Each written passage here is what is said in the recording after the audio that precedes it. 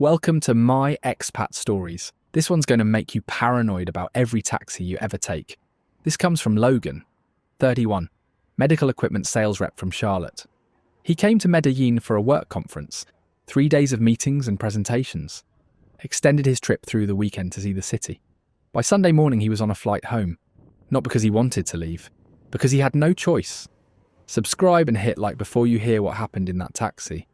Logan's story will change how you travel for work. Here's what happened. My name's Logan. I sell surgical equipment. Hospitals, clinics, operating rooms. I've been doing it 6 years. Good job. Good money. Lots of travel.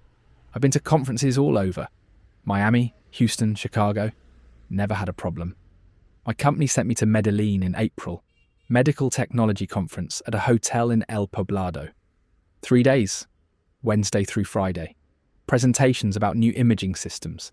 Networking with doctors and hospital administrators. Standard corporate stuff. The hotel was nice, Marriott. Right in the heart of Poblado. Walking distance to restaurants and bars. Safe neighbourhood. I'd done my research before coming. Knew Poblado was where foreigners stayed. Where business travellers went. Where it was supposed to be safe. Conference ended Friday afternoon. I'd already changed my flight. Pushed it to Sunday. Figured I'd spend the weekend exploring. Take some photos, try the local food. My buddy Marcus had been to Medellin last year. Said it was incredible. Said I'd regret it if I didn't stay a few extra days. Friday night I had dinner with some conference people. Steakhouse near the hotel. We drank wine, talked shop. Around 10 everyone headed back. I wasn't tired. Decided to check out Parque Lleras. That's the main nightlife area. 5-minute walk from the hotel. The park was packed. Music from every direction. Bars on all sides. Street vendors selling empanadas and beer. Lots of tourists. Lots of locals. Mix of everything. I grabbed a beer at a spot on the corner, sat outside. Watched people. 2 Colombian guys at the next table started talking to me. Asked where I was from. What brought me to Medellin. I told them about the conference. They said they worked in tech. Software development. We talked for an hour. They bought around. Normal friendly conversation. Around 11 I said I should head back. Early flight Sunday. Wanted to see the city tomorrow. They said take care, be safe. I paid my tab. Started walking toward my hotel. The walk should have been 5 minutes. Straight shot down the main road. Well lit. Lots of people around. But I'd had 4 beers and wasn't paying attention to which direction I'd walked. Ended up on a side street. Quieter. Fewer people. I pulled out my phone, opened maps, realised I'd gone the wrong way, turned around. That's when I saw a taxi. Yellow. Official looking. Driver waved at me. I waved back. He pulled over. I should have kept walking. Should have gone back to the main road. But it was right there and I was tired. And it was just a 5-minute ride. I got in the back seat, told him the hotel name. Marriott in Poblado. He nodded, started driving. We drove for maybe 2 minutes. Normal route. I was looking at my phone, checking messages, not paying attention. Then the car stopped. I looked up. We were on a darker street. No shops, no people, just residential buildings. The driver said something in Spanish. I didn't understand. Then the front passenger door opened. Another guy got in. Younger, maybe 25. He turned around, looked at me, said in English, "Give me your phone." I said, "What?" He pulled out a knife. Not big, maybe 4 inches, but sharp. He said again, "Phone. Now." My heart was pounding. I handed him my phone. He took it, powered it off, put it in his pocket. The doors locked. I heard the click. Tried my handle. Wouldn't open. Child lock. The driver started driving again. Faster now. Taking the turns. I tried to keep track of where we were going, but I couldn't. Everything looked the same. Dark streets, residential areas. No landmarks I recognised. The guy in the passenger seat turned around again. Said, "Wallet, credit cards, everything." I pulled out my wallet, handed it to him. He went through it, took my credit cards, my debit card, my license, my cash, maybe $200. Left the wallet, threw it on the floor. He said, "How much in your bank account?" I said, "I don't know, maybe $3,000. He said, "Checking or savings?" I said, "Checking." He said, "Good." Said, "We're going to visit some ATMs." Said, "I'm going to take out as much as I can. If I try anything stupid, he'll use the knife. If I run, his friends will find me. If I call the police after, they'll come back for me. He said this very calmly, like he'd said it 100 times before, like it was a script. I asked what they wanted. He said money. Said if I cooperate, this will be over in a few hours. Said if I don't cooperate, it will take longer. And be worse. The driver kept driving. We were in areas I'd never seen. Poor neighbourhoods. Unpaved roads. Dogs in the street. Graffiti on walls. This wasn't Poblado anymore. This was somewhere else. We stopped at an ATM. Small bank branch. Closed for the night. But the ATM was outside. The guy in the passenger seat got out. Opened my door. Told me to get out. The driver stayed in the car. Engine running. He walked me to the ATM. Stood next to me. Knife in his pocket, but I could see the handle. He said, take out the max. Most ATMs in Colombia let you withdraw 2 million pesos. That's about $500. I put my card in, entered my PIN, selected 2 million pesos. The machine whirred, spit out bills. He took them, counted them quickly, nodded. Said good, said let's go. We got back in the car, drove to another ATM, same thing. 2 million pesos, $500. He took it. We did this 3 more. Different ATMs, different neighbourhoods. By the third one, I'd hit my daily limit. The machine said transaction declined. Insufficient daily withdrawal limit. He said that's okay. Said we'll wait until midnight. Then the limit resets. We can do it again. I looked at my watch. It was 11:40. 20 minutes until midnight. We drove to a parking lot. Empty. Behind a closed grocery store, the driver turned off the engine. They both lit cigarettes. Didn't offer me one. Just sat there smoking. Not talking. I sat in the back seat trying not to panic. Trying to think. But there was nothing to think about. I was in a car with 2 guys who had a knife and all my cards and my phone. I didn't know where I was. Didn't know how to get help. The guy in the passenger seat turned around, said, don't try to be a hero. This happens every night. We know what we're doing. You don't. I nodded. Said, okay. Said, I won't try anything. He said, good. Said, smart guys don't get hurt. Then we sat there in silence, waiting for midnight. Midnight came. The guy checked his phone. Said, let's go. The driver started the car. We drove to an ATM in a neighbourhood I didn't recognise. Concrete buildings. Bars on every window. Stray dogs sleeping on the sidewalk. He walked me to the machine. Same routine. 2 million pesos, I handed it over. Second ATM, industrial area, closed factories, chain link fences. Another 2 million pesos, third ATM, shopping centre parking lot. Empty at this hour. Security guard sitting in a booth 50 feet away. I thought about yelling, about running. The guy must have seen it in my face. He tapped his pocket where the knife was, shook his head slightly. I withdrew the money, fourth ATM, gas station. People inside buying cigarettes and snacks. So close. But the guy stood right behind me, hand in his pocket. I could feel the blade through the fabric pressed against my back. I withdrew 2 million pesos. We got back in the car. He counted everything. 8 million pesos total. $2,000. Added to the 3,000 from before midnight. 5,000 total. So far. He asked if I had savings again. I said, yeah. A little. He said, how much? I said, maybe 1,000. He stared at me. Said, don't lie. Americans always have savings. I said, okay, maybe 8,000. He smiled. Said, that's better. Said, we're going to transfer that. Then hit more ATMs. But first we need to take care of the credit cards. He handed me my phone. Turned it on. The screen glowed in the dark car. He opened a browser, went to a website. Colombian electronics store. Started adding things to a cart. Laptop. Headphones, camera. Tablet. Total came to $4,200.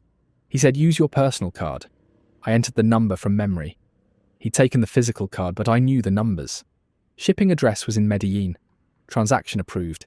He went to another site. Gift cards. Amazon, $500. 500. iTunes, 500. Google Play, 500. Walmart, 500. He kept going. $2,000 in gift cards. He said, use your other card. I used my company card. Transaction approved. He turned off my phone. Said good. Said his partner will pick up the laptop tomorrow. Sell it on Facebook Marketplace. Keep the cash. The gift cards get sold too. 50 cents on the dollar usually. Still worth it. I asked how much longer. He said, we're not done yet. Said, open your banking app. Transfer your savings. I opened the app. Logged in. Transferred 7,000 from savings to checking. Left 1,000, hoping he wouldn't check the balance. He didn't. He said, okay, now we hit more ATMs. Get that money out before the bank notices and freezes the account. We drove to another ATM. I withdrew 2 million pesos, then another, then another. We hit 6 ATMs in 30 minutes. Pulled out 12 million pesos, $3,000, 8,000 total withdrawn now. Plus 6,000 in purchases. 14,000 gone. It was almost 2 in the morning. We'd been driving for 3 hours. My legs were cramping. I needed to piss. I asked if we could stop. He said no. Hold it. We drove to another neighbourhood. This one looked even worse. Burned out cars on the side of the road. Buildings with no windows. Graffiti everywhere. The driver pulled into an alley. Stopped. Both of them got out. Told me to stay in the car. They walked 20 feet away. Made phone calls. I could see them but couldn't hear what they were saying. I thought about running. But where? I didn't know where I was. Didn't speak Spanish. Had no phone, no money. And they had my license. Knew my hotel. They came back. Got in the car. The guy in the passenger seat said we're going to make a few more stops. Said they have a friend who buys card information. Needs to verify the cards still work. We're going to stop at his place. We drove for another 20 minutes. Ended up at a house, small, concrete, metal gate. The driver honked. Someone opened the gate. We pulled into a driveway. A third guy came out. Older. Maybe 50. He talked to them in Spanish. Looked at me through the window. Nodded. Went back inside. They didn't make me get out, just sat there. Engine running. 10 minutes later, the guy came back out. Handed something to the guy in the passenger seat. They talked. He went back inside. The guy in the passenger seat turned around. Said their friend tried the cards. Both are maxed out now. He bought more stuff online. Another 3,000 on my personal card. Another 2,000 on my company card. Said the cards are done. No more room. That's 19,000 total. I felt sick. He said we're almost finished. Just need to wait a few more hours. Make sure you're not tracking us. Make sure no one's looking for you. Then we'll drop you off. We drove around for another hour. Through neighbourhoods, past closed businesses, past parks, past churches, just driving. Watching. Making sure no one was following. Around 4 in the morning we stopped at a tienda. Corner store, still open. The driver got out, bought beer and cigarettes, came back. They both smoked. Drank. Talked in Spanish. Laughed about something.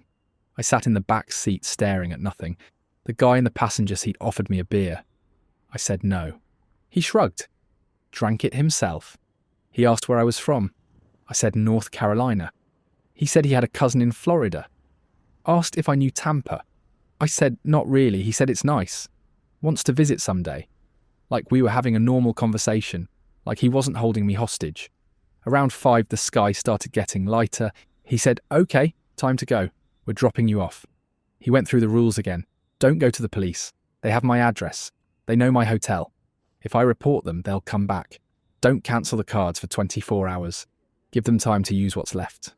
That do what I want? I said, okay, I understand. We drove toward Poblado. I recognised the streets now. We were close to where this started. The driver pulled over on a residential street. Quiet. No one around. The guy unlocked the doors, handed me my empty wallet, said phone stays with us. We'll leave it somewhere. Maybe you find it. Maybe you don't. I got out. They drove off. Tail lights disappearing around a corner. I stood there. 5:30 in the morning. Sunday. No phone, no money. No cards. Just my wallet and my license and 6 hours I'd never forget. I started walking. Tried to remember which way the hotel was. Took me 40 minutes. Got lost twice. Finally saw the Marriott sign. The lobby was empty. Night clerk looked at me. Asked if I was okay. I said yeah. Long night. He nodded. Didn't ask more questions. I went to my room. Sat on the bed. The sun was coming up. I could hear birds outside. Traffic starting. The city waking up. I'd been awake for 24 hours. But I couldn't sleep. I just sat there staring at the wall, trying to understand what just happened. I waited 24 hours like they said. Monday noon I called my bank, cancelled the cards, filed fraud claims. They asked if I'd reported it to police. I said no. They said that might hurt my case. Total damage when everything cleared. $22,000. ATM withdrawals. Online purchases. Gift card scams. Everything. My bank refunded $8,000. said the rest was my responsibility. The ATM withdrawals were done with my PIN. That counts as authorised, even under duress. My company covered their card, but my boss asked what happened. I told him I got robbed. Didn't tell him about the 6 hours, about the knife, about being driven around all night. He said, be more careful next time. I changed my flight, left Monday evening. Didn't see the city, didn't take photos, didn't do anything I'd planned. Got home Tuesday, couldn't sleep for a week. Every time I closed my eyes, I was back in that car, back in that parking lot, back at those ATMs with a knife pressed against my back. I filed a police report in Charlotte. They said they'd forward it to Colombian authorities. I never heard anything back. I stopped travelling for work, told my boss I needed local accounts only. He gave me North Carolina, Virginia, places I could drive to. My girlfriend asked what was wrong. I told her I got mugged. She said I seemed different, distant. We broke up 2 months later. I don't take taxis anymore. Not in Charlotte. Not anywhere. I use Uber. Check the plate. Check the driver's face. Still get nervous every time. The $14,000 I lost out of pocket. That hurt. Took me over a year to save that. But money comes back. It's everything else. The sleep. The paranoia. The way my heart races when I get in any car. That doesn't come back. I looked it up after. Express kidnapping. Happens all the time in Colombia. Venezuela, Mexico, Brazil. They target business, travellers, people in nice hotels, people who look like they have money. Average time is 4 to 6 hours. Average take is $10,000 to $20,000. They don't hurt you if you cooperate. Just take everything and let you go. I did everything they said. Gave them my cards, my PIN, made the purchases, transferred the savings. I cooperated perfectly. And they let me go, just like they promised. But I wasn't okay. I'm still not okay. That's the part they don't tell you. You can do everything right and still be destroyed. 5 minutes. That's how long I was in that taxi before the second guy got in. 5 minutes from normal to nightmare. People say I should have known better. Should have called an Uber. Should have stayed on the main road. They're right. But I was tired. The taxi was there. It was 5 minutes to my hotel. 5 minutes. That's all it took. That's Logan's story. This is my expat stories. Next one's coming at you soon.